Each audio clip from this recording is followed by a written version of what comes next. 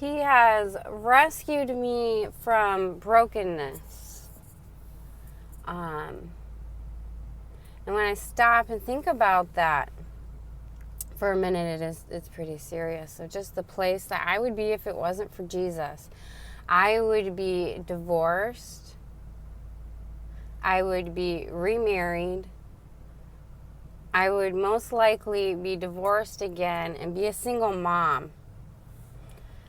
I really don't know if I'd go back on that journey of probably chasing love and finding somebody else, which is probably what I would have done if it wasn't for him. And I was brought to that place of just total emptiness and just this intense level of pain. You know, I know most people have been there. That's that point where they just don't care anymore. And so in that point of not caring anymore, I finally decided to let it go. And in letting go, I found so much freedom. I found joy. I found peace. I found happiness. I found healing. I found healing. I found courage. I found strength. I found like this me that I had no idea even existed. Just this craziness, you know, of I don't really care what people think. You know, like, look at me right now. And no makeup. My hair is insane. Absolutely insane. But I don't care. It's not about what you think about me. It's about him. It's about how good he is. He is so good that you can rise above what it is other people think about you, because Christ's love is so good. It's so good. And so this morning I'm just thanking Jesus because he's my rescuer. He rescued me. He rescued me. He rescued me.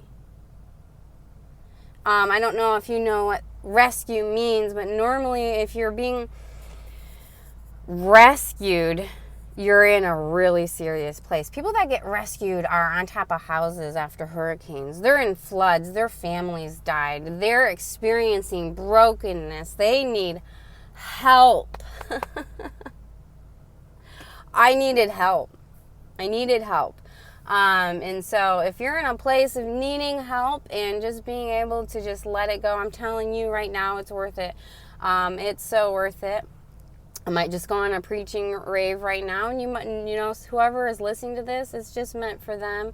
I don't care, you know, if you scroll on or the thing pops up that says, do you want to continue listening? Whatever. I'm just saying this because I can. I have the ability, and it's what's on my heart. And so if you're in need of rescue, I just encourage you to be rescued. I used to be in this place of just doing what I wanted to do, and that was what I thought was my version of having fun. And so many things happened in there, and I did have fun. I did have a lot of fun. But ultimately, in there, in the midst of all the stuff that I thought was fun and what I was supposed to be doing and what everybody else was doing was just actually really there was this empty place. There really was. I would hear people talk about that, like in the church, because I did grow up in the church, about that. And I had no understanding of it at all. And that's why I understand if you're on a journey, whatever. Some people have to go on a journey. Like, I have family members of my own that are on journeys, and I'd love to see them experiencing God's love.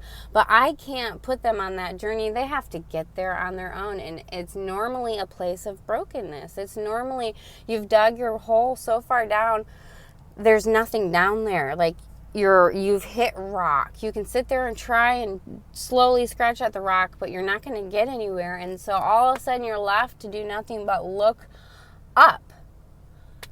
And then you see this huge tunnel that you've dug yourself, and you just see this light up there, and you're like, whoa, I was going the wrong direction. Why am I not going that way?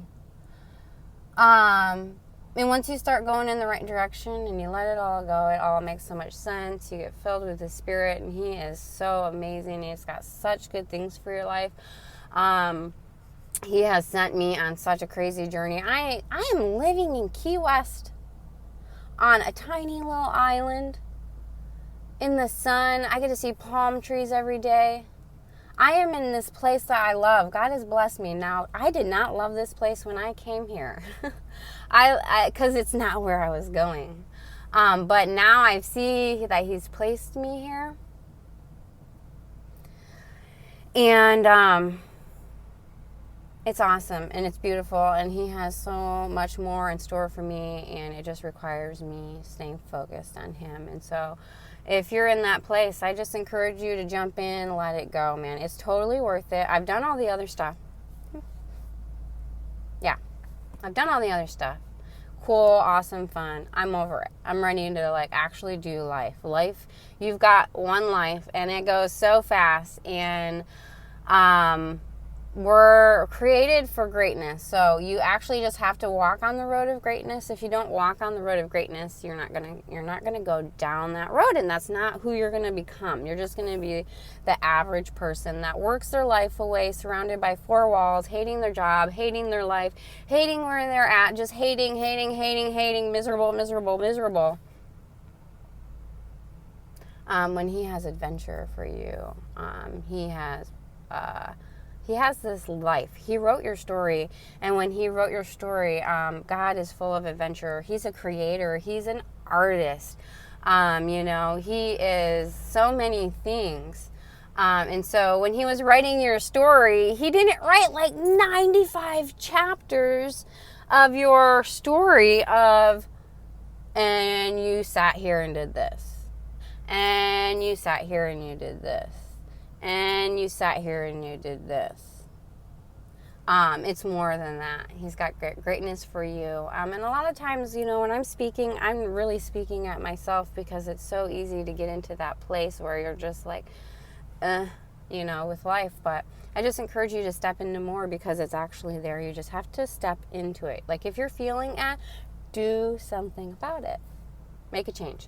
So blessings on you, and as you take that journey of changing your life, it's a radical experience, because it's a journey, though. It is. You go through a lot of things, and it's very difficult. But the moral of the story, and the moral is like, the reason of the story, the reason of the pain is the greatness that's on the other side. So He's got great things for you.